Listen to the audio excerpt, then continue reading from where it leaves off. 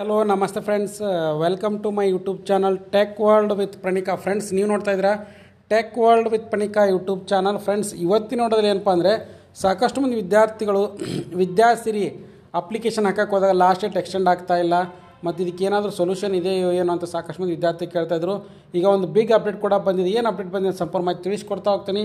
ತಪ್ಪು ಸ್ಕಿಪ್ ಮಾಡೋದು ಪೂರ್ತಿಯಾಗಿ ನೋಡಿ. ಹಾಗೆ ನಿಮಗೆ ಇಷ್ಟ ಆದರೆ ಒಂದು ಲೈಕು ಶೇರು ಸಬ್ಸ್ಕ್ರೈಬ್ ನೋಡಿ. ಫ್ರೆಂಡ್ಸ್, ಬ್ಯಾಕ್ವರ್ಡ್ ಕ್ಲಾಸ್ ವೆಲ್ಫೇರ್ ಡಿಪಾರ್ಟ್ಮೆಂಟ್ನವ್ರದ್ದು ಇನ್ನೂ ಕೂಡ ಲಾಸ್ಟ್ ಡೇಟ್ ಎಕ್ಸ್ಟೆಂಡ್ ಆಗಿಲ್ಲ. ಸೊ ಹಾಗಾಗಿ ಏನಪ್ಪ ಅಂದರೆ ಹಾಸ್ಟೆಲ್ಗೆ ಅರ್ಜಿ ಸಲ್ಲಿಸಿ ಹಾಸ್ಟೆಲ್ ಸಿಗದೇ ಇರತಕ್ಕಂಥ ವಿದ್ಯಾರ್ಥಿಗಳಿಗೋಸ್ಕರ ಏನು ಮಾಡಿದ್ದಾರೆ ಅಂದರೆ ಹಿಂದುಳಿದ ಕಲ್ಯಾಣ ಇಲಾಖೆ ವಿದ್ಯಾರ್ಥಿಗೆ ವಿದ್ಯಾಸಿರಿ ವಿದ್ಯಾರ್ಥಿ ವೇತನ ಅಮೌಂಟ್ ಅಂತೇಳಿ ಅದನ್ನು ಸ್ಯಾಂಕ್ಷನ್ ಕೂಡ ಮಾಡ್ತಾರೆ. ನಿಮಗೆಲ್ಲ ಗೊತ್ತಿರೋಂಗೆ 2023-24ನೇ ಸಾಲಲ್ಲಿ ಮೆಟ್ರಿಕ್ ನಂತರದ ವಿದ್ಯಾರ್ಥಿ ನಿಲಯಗಳಲ್ಲಿ ಅರ್ಜಿ ಸಲ್ಲಿಸಿ ಅಲ್ಲೇನಾದರೂ ಹಾಸ್ಟೆಲಲ್ಲಿ ಅರ್ಜಿ ಸಲ್ಲಿಸಿದ ನಂತರ ನಿಮ್ಗೆ ಹಾಸ್ಟೆಲ್ ಅಲಾಟ್ಮೆಂಟ್ ಆಗಲಿಲ್ಲ ಅಂದರೆ ನಿಮಗೇನಪ್ಪ ಅಂದರೆ ವಿದ್ಯಾಸಿರಿ ಅಮೌಂಟ್ ಅಂತೆ ಪ್ರತಿ ತಿಂಗಳು 1,500 ಸೇರಿ 10 ತಿಂಗಳಿಗೆ 15,000 ರೂಪಾಯಿ ಅಮೌಂಟ್ನ ನಿಮ್ಮ ಅಕೌಂಟಿಗೆ ಜಮಾ ಮಾಡುವಂಥ ಒಂದು ಸ್ಕೀಮಿಗೆ ವಿದ್ಯಾಸಿರಿ ಅಮೌಂಟ್ ಅಂತ ಕರೀತಾರೆ.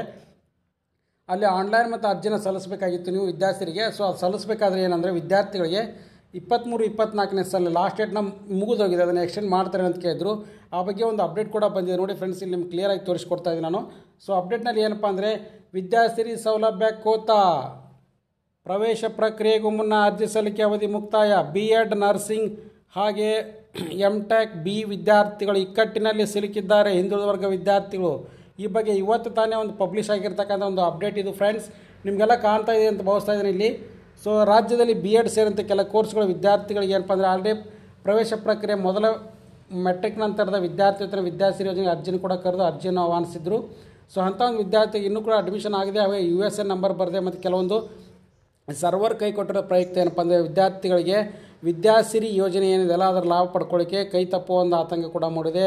So category 1, 2A, 2B, 3A, 3B ವಿದ್ಯಾರ್ಥಿಗಳಿಗೆ ಅಂದರೆ ವಿದ್ಯಾರ್ಥಿ ವೇತನ ಶುಲ್ಕ ವಿನಾಯಿತಿ ವಿದ್ಯಾಸಿರಿ ಯೋಜನೆ ಜಾರಿಗೊಳಿಸಿತ್ತು ಈ ಸರ್ಕಾರ. ಮತ್ತು ಅದರ ಜೊತೆಗೆ ಏನಪ್ಪ ಅಂದರೆ ಇದಕ್ಕೆ ಜನವರಿ 15ರೊಳಗೆ ಅರ್ಜಿ ಸಲ್ಲಿಸಬೇಕಂತಾಗಿತ್ತು. ಇನ್ನೂ ಕೂಡ ಅಡ್ಮಿಷನ್ ಆಗಿದ್ದಿಲ್ಲ. ಕೆಲವೊಂದು ವಿದ್ಯಾರ್ಥಿಗಳು ತಾಂತ್ರಿಕ ಕೊರತೆ ಟೆಕ್ನಿಕಲ್ ಇಶ್ಯೂಸ್ ಇರ್ಬೋದು, ಆಮೇಲೆ ಅದರ ಸರ್ವರಿಂದ ಅಪ್ಡೇಟ್ ಫೆಚ್ ಆಗ್ತಾ ಇರ್ಬೋದು, ಅಥವಾ ರಿಜಿಸ್ಟರ್ ನಂಬರ್ನ ಹೊಡೆದಾಗ ಅವ್ರ ಡೀಟೇಲ್ಸ್ಗೂ ಬರದೇ ಇರೋದು. ಸೊ ಹಿಂದೆಲ್ಲ ತೊಂದರೆಗಳು ಇರೋದ್ರ ಪ್ರಯುಕ್ತ ಆ ಲಾಸ್ಟ್ ಡೇಟ್ ಕೂಡ ಎಕ್ಸ್ಟೆಂಡ್ ಮಾಡಿಲ್ಲ.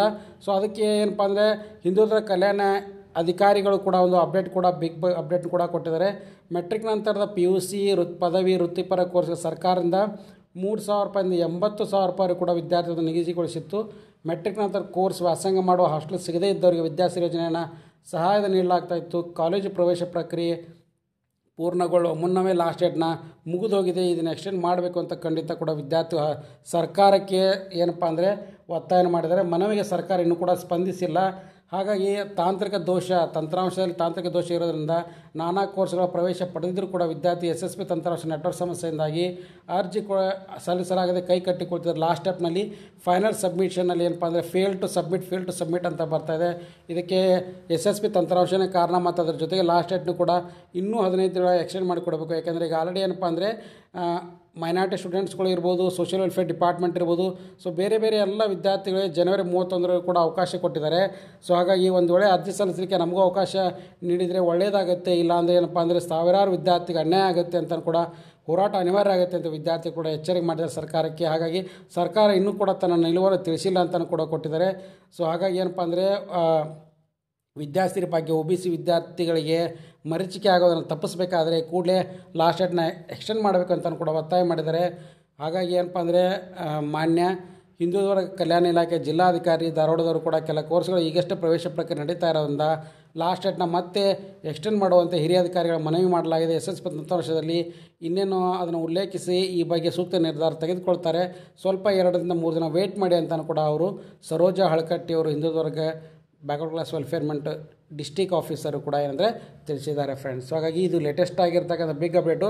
ಹಾಗಾಗಿ ನೀವು ಕೂಡ ಏನಪ್ಪ ಅಂದರೆ ಈ ಬಗ್ಗೆ ತಿಳಿಸಿರ್ತಕ್ಕಂಥ ಅಪ್ಡೇಟ್ ಬಗ್ಗೆ ನಿಮ್ಮ ಅನಿಸಿಕೆ ಏನು ಅನ್ನೋದು ತಪ್ಪದೆ ಕಮೆಂಟ್ ಬಾಕ್ಸಲ್ಲಿ ಕಮೆಂಟ್ ಮಾಡಿ. ಹಾಗೆ ಲಾಸ್ಟ್ ಡೇಟ್ನು ಕೂಡ ಖಂಡಿತ ಕೂಡ ಎಕ್ಸ್ಟೆಂಡ್ ಮಾಡ್ತಾರೆ.